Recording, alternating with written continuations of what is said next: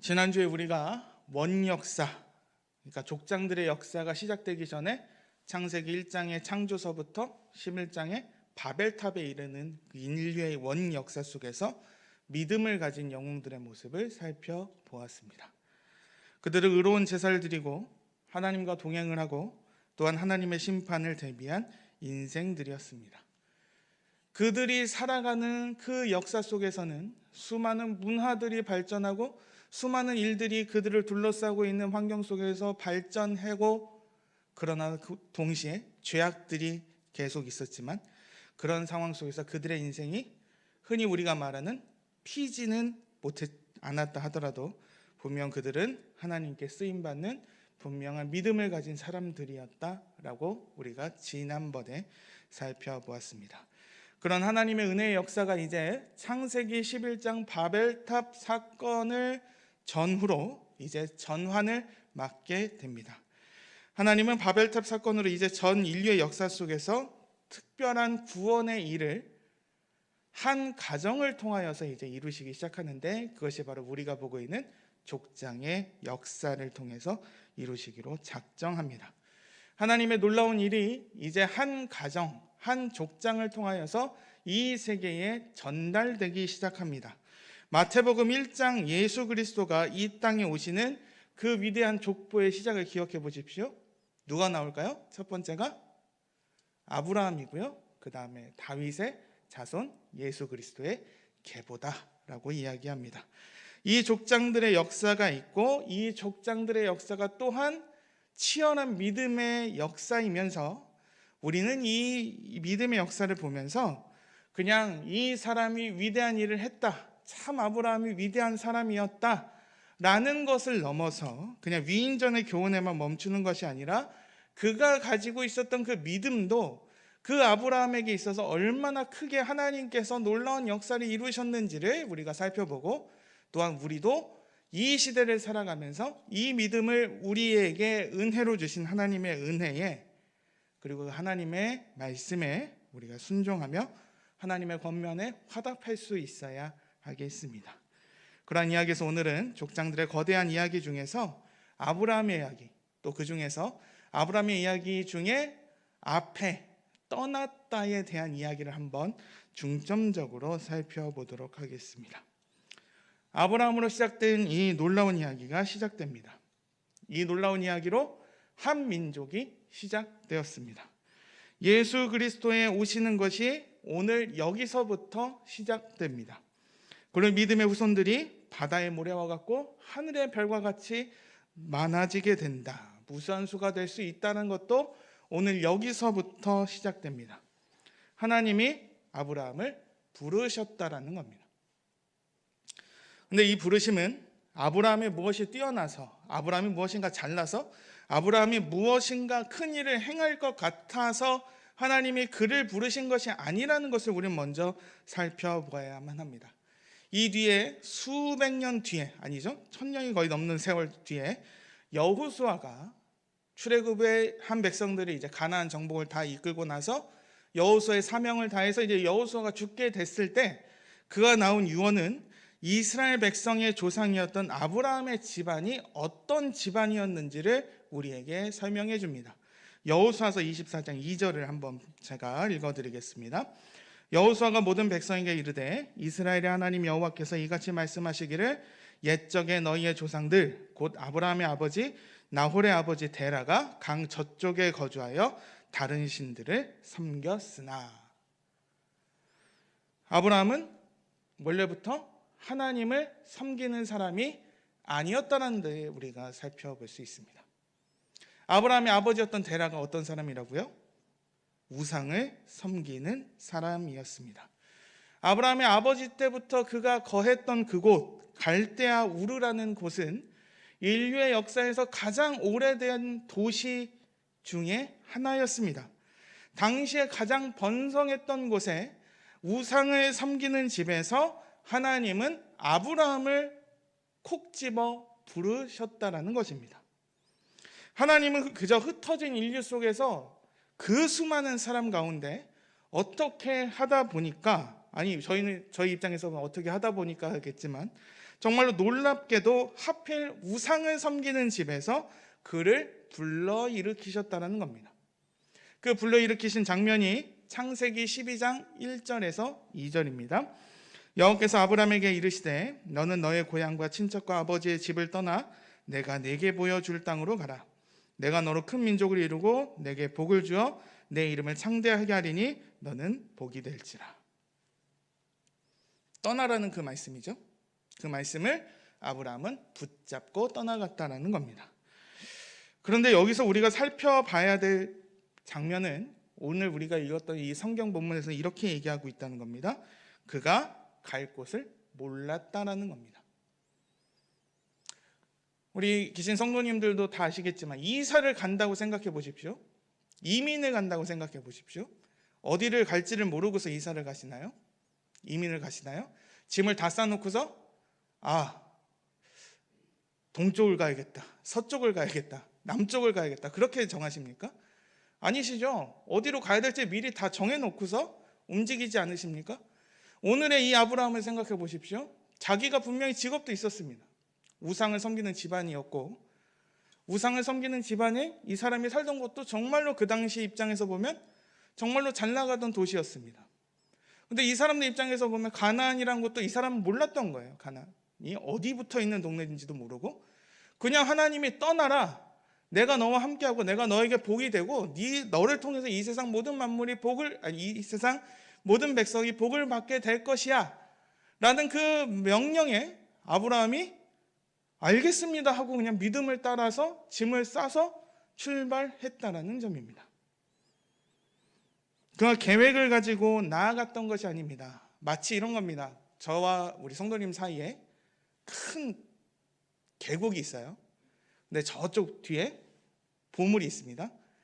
근데 제가 저 보물을 보고 싶어요. 그래서 제가 그냥 그 계곡이 있는지 없는지, 그 안에 다리가 있는지 없는지도 모른 채 그냥 그 보물을 향해서 계속 가고 있었다는 것과 비슷한 겁니다. 내가 너에게 보여줄 그 땅이 어딘지도 모른 채 그냥 아브라함은 믿음으로 순종해서 그 땅을 향해 나아갔다는 점입니다. 담임 목사님께서 이 본문에 대해서 여러 설명을 하셨기 때문에 제가 오늘은 그냥 넘어가도록 하겠습니다. 그곳이 어딘지도 모른 채 아브라함은 그 당시 사람들이 살았던 대도시를 떠나 자기가 가고 싶었던 곳도 아니죠. 하나님께서 명령한 그곳을 향해 나아갔습니다. 잠깐의 여행이 아니었습니다. 갔다가 돌아올 거야가 아니에요. 짐을 싸서 아예 이주를 하는 겁니다. 삶의 터전이 바뀌었습니다. 멀쩡한 집 놔두고, 멀쩡한 도시의 삶을, 안락한 삶을 놔두고 이 아브라함은 이방인으로서 도시민의 삶을 거부하고 이름도 모르는 그 땅에 이방인으로서, 나그네로서의 삶을 살려고 그렇게 가기 시작했다는 겁니다. 믿음으로 그의 인생은 이제 아예 바뀌었다는 것을 우리는 살펴봐야만 할 것입니다. 포기해야 할 것이 너무나도 많았습니다. 우상을 섬기는 직업이 있었으면 그냥 거기서 갈대아 우르에서 영원히 잘 살 수 있었겠지만, 그러나 그는 하나님의 부르심에, 하나님의 말씀에 순종함으로 그는 나아갔습니다. 남이 보지 못한 것을 그는 보고 나아갔습니다. 그것을 오늘 성경은 무엇이라고 얘기하냐면, 하나님이 계획하시고 지으실 터가 있는 성이 있었고, 아브라함과 이제 아브라함의 그의 후손 이삭, 야곱의 아들들, 그 족장들이 그 성읍을 바라보며 이제 이렇게 장막을 치며 살았던 족장들의 역사가 시작되었다는 겁니다. 위대한 성읍이 있었다, 하나님의 성읍이 있었다, 먼저 기억하십시오. 그리고 이러한 하나님의 아브라함의 믿음을 따라서 또한 아브라함이 하나가 더 붙잡은 것이 있었으니 그것은 바로 또 다른 하나님의 약속이었습니다. 그것이 무엇일까요? 아브라함이 그의 이름과 달리 자녀가 없었던 상황 속에서 하나님이 너희 안에 사례를 통하여 자녀를 줄 것이다 라는 그 약속을 이 두 부부가 끝까지 붙들고 나아갔다는 겁니다. 그 안에 살아도 도저히 인간의 노력으로 잉태할 수 없었던 그런 상황 속에서 아브라함과 사라는 믿음으로 그 말씀을 쫓아 따라갔다라는 겁니다. 분명한 하나님의 약속이 있었습니다. 하나님의 도성을 구하는 것과 또한 그에게 수많은 자손들이 주어질 것이라는 그 하나님의 말씀이 그에게 약속으로 주어지고 아브라함은 그것을 믿음으로 믿었다는 것입니다. 히브리서는 이 이야기를 이렇게 간단하게 이야기하지만 우리는 창세기를 통해서 이 이야기가 얼마나 치열한 이야기인지를 우리는 볼 수 있습니다. 이 자녀를 향한 하나님의 말씀에 믿었다라는 이 과정이요, 우리는 수많은 전투, 아니 어떻게 보면 수많은 대결 속에서 벌어집니다. 하나님은 분명히 사라를 통하여서 약속을 하셨습니다. 근데 이 약속을 이루기 위해서 아브라함은 수많은 인간의 노력으로 이 약속을 이루려고 했다는 거죠. 하나님의 말씀에 전해져서 그냥 믿음으로 순종했다라고 히브리서는 이야기하지만 창세기의 여러 가지 이야기를 살펴보면 아브라함은 이 나의 자손을 얻기 위해서 얼마나 인간의 노력을 더했는지를 우리는 살펴볼 수 있습니다. 여전히 자신의 후계자를 통해서 얻는 것보다 자신에게 있는 여러 가지 가능성을 찾기 시작하는 것이 바로 아브라함이었다라는 것입니다. 그 첫 번째가 누구였을까요? 아브라함의 조카였던 롯이었습니다. 롯의 아버지가 먼저 죽었거든요. 그래서 롯을 자기 후계자처럼 같이 데리고 나왔습니다. 근데 어떻게 됐을까요? 롯과 아브라함의 재산이 막 불기 시작하니까 같이 있을 수가 없는 거죠. 그래서 롯은 아브라함의 후계자가 되지 못하고 따로 독립해서 살아갑니다. 두 번째로 아브라함이 내세웠던 사람이 등장합니다. 아브라함이 이제 하나님과 언약 속에서 등장했던 창세기 15장에 나와 있는 아브라함이 길렀던 종 다메섹 사람 엘리에셀이라는 사람이 등장합니다. 그래서 이 사람 보고 이제 하나님, 이 사람이 이제 나의 후계자입니다 라고 얘기할 때 하나님 뭐라고 말씀하시나요? 아니다. 너의 아내 사레를 통하여서 낳을 자녀가 바로 약속의 자녀다라고 얘기하십니다. 그리고 나서 16장을 넘어가면 어떻게 될까요? 이젠 사라도 아브라함도 이제는 작정하고 하나님의 뜻이 이렇게 이루어지겠거니 하면서 인간의 노력을 더합니다. 그게 누굴까요? 아브라함의 아내였던 사라의 여종이었던 하갈을 통하여서 이스마엘이라는 아들을 태어나게 하신 것이죠. 그런데 결국에는 이 분란의 씨앗이 이제 여기서부터 등장하게 되는데, 아까의 우상 숭배의 집안에서 아브라함을 건져내시고 부르시고 역사하셨던 주님이 그 택하신 하나님의 약속을 그럼에도 불구하고 인간은 그렇게 자기 마음대로 자기 뜻대로 자기의 가능성을 믿고 자기의 원하는 대로 자기의 후계자를 세우려고 노력을 했으나, 그러나 하나님은 그 모든 것을 다 치우시고 끝내 아브라함의 아내 사라를 통하여서 놀라운 은혜의 자녀를 주셨다라는 겁니다. 그래서 어떻게 됐을까요? 그런데 오늘 본문을 다시 넘어오자면 아브라함과 사라가 끝내는 이 믿음을 끝까지 지켰다. 미쁘신 하나님의 그 놀라운 은혜의 역사를 간구했다라는 겁니다. 그 언약을 붙들고 있었고 그 믿음을 붙들고 있었습니다. 그래서 마침내 그 아들을 통하여서 하나님의 놀라운 구원의 역사가 이루어지게 됩니다. 사도 바울이 이 장면을 이렇게 선언했습니다. 로마서 4장 19절에서 22절인데요. 제가 한번 우리 교독하겠습니다. 제가 먼저 읽겠습니다. 그가 100세나 되어 자기 몸이 죽은 것 같고 사라의 태가 죽은 것 같음을 알고도 믿음이 약하여지지 아니하고 의심하지 않고 믿음으로 견고하여져서 하나님께 영광을 돌리며 약속하신 그것을 또한 능히 이루실 줄을 확신하였으니, 다 같이 읽겠습니다. 그러므로 그것이 그에게 의로 여겨졌느니라. 아멘. 끝내 아브라함의 믿음이 하나님께서 보시기에 의로 여기셨다라는 데까지 나아가게 됐다는 겁니다. 하나님이 아브라함을 믿음으로 부르시고 하나님이 끝내 믿음으로 너에게 약속의 자녀를 허락하셨을 텐데 그 약속의 자녀도 하나님이 이루셨는데 아브라함은 그것을 믿고 나아갔다라는 점입니다. 그 믿음을 끝까지 붙든다는 것이 바로 하나님의 의가 된다는 것이고 바로 놀라운 일이 거기서부터 시작됩니다. 결국 히브리서 저자는 이 히브리서를 처음 읽고 들었던 주님의 백성들에게 권면을 주고 있습니다. 어떤 권면이냐면 그들의 믿음을 그렇게 정확하게 따랐던 아브라함이 있다면 너희도 이와 같이 그 믿음을 끝까지 지키며 나아가야 한다라는 점입니다. 아브라함을 부르신 하나님은 그를 통하여서 믿음의 후손이었던 이 히브리서를 읽었던 사람들과 그리고 오늘 우리에게도 동일하게 믿음을 허락하시고 역사하고 계십니다.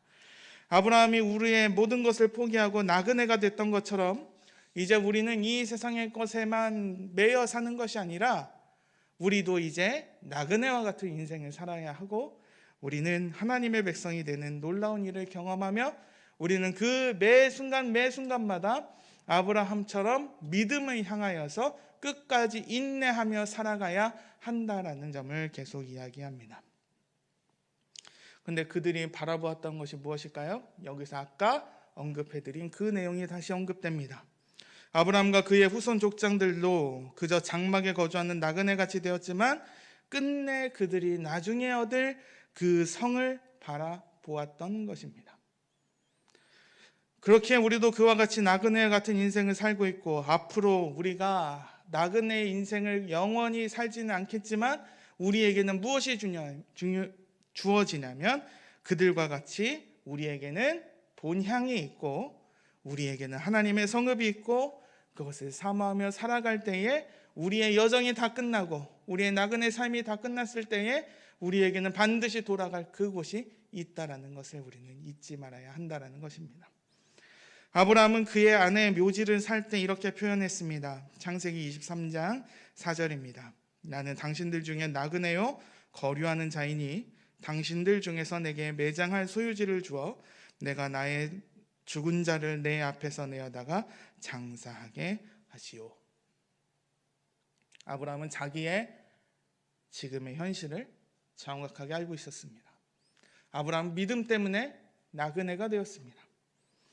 그는 나그네였습니다. 그는 갈대아 우르의 평안한 삶을 거부하고 먼 곳에 나가서 나그네가 되었습니다. 그런데 그는 그냥 방황하는 인생이 되었던 것이 아닙니다. 그는 분명히 이 나그네의 삶이 끝날 텐데 그에게는 다시 돌아갈 그곳이 있다라는 것을 그는 끝까지 붙들고 나아갔다라는 점입니다. 하나님이 약속하시고 하나님이 계획하시고 하나님이 지으실 그곳을 아브라함은 바라보았습니다. 그렇기 때문에 그는 이 명령을 끝까지 믿음으로 순종하며 인내하며 나그네의 삶을 살았다라는 점입니다. 그런 것을 바라는 주의 백성들은 그리고 끝내 자신을 찾는 하나님은 그들의 하나님이 되시는 것을 좋아하시고 선언하시고 그것을 거부하지 않으셨다라는 겁니다. 그것을 더욱 이렇게 선언하셨다라는 겁니다. 이렇게 명령하신 하나님이 우리의 하나님이 되신다는 것을 성경은 이렇게 이야기합니다. 하나님은 이삭에게 이렇게 선언하셨습니다. 창세기 26장 24절입니다. 그 밤에 여호와께서 그에게 나타나 이르시되 나는 내 아버지 아브라함의 하나님이니 두려워하지 말라. 내 종 아브라함을 위하여 내가 너와 함께 있어 내게 복을 주어 내 자손이 번성하게 하리라 하신지라. 그리고 끝내 출애굽한 백성들에게 그들의 조상의 하나님이었다라는 것을 이렇게 선언하셨습니다. 출애굽기 4장 5절입니다. 이는 그들에게 그들의 조상의 하나님 곧 아브라함의 하나님 이삭의 하나님 야곱의 하나님 여호와가 내게 나타난 줄을 믿게 하려 함이라 하시고 하나님은 그 완성된 그 나라를 분명히 선언하셨습니다. 그리고 그것을 믿는 주의 백성들에게 바로 그의 하나님이 되신다라고 오늘 성경은 이야기하고 있습니다. 우리가 나그네지만 우리가 이 땅을 딛고 살아가지만 우리는 여기에만 머물러 있는 것이 아니라 우리의 일생은 이제 다시 돌아갈 그곳 하나님이 지으시고 하나님이 만드시고 하나님이 완성시키실 그 성이 우리에게 있고 우리는 그곳을 향해 나아가고 있는 사람들이라는 것입니다. 예수님이 그러한 곳을 이렇게 선언하셨습니다. 마태복음 25장 34절입니다. 그때 임금이 그 오른편에 있는 자들에게 이르시되 내 아버지께 복받을 자들이여 나와 창세로부터 너희를 위하여 예비된 나라를 상속받으라. 우리가 어디로 가나요? 우리에게 창세로부터 오늘 아브라함이 보았던 그것을, 그래서 우리를 위하여 예비된 나라가 우리에게는 있다는 것입니다. 그래서 우리는 이 믿음을 포기하지 않고 그곳을 향해서 나아가야만 한다는 것입니다.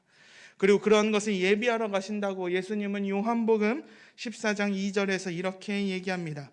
내 아버지 집에 거할 곳이 많도다. 그렇지 않으면 너에게 일렀으리라. 내가 너희를 위하여 거처를 예비하러 가노니. 아버지 집에 거처할 곳을 예비하러 예수님이 이 땅에 오셨다가 이제 다시 준비하러 가신다는 것입니다. 우리가 믿는 믿음은 그냥 상상의 결과로 그냥 행복하게 살았습니다 라는 것으로 동화의 이야기로 끝나지 않습니다.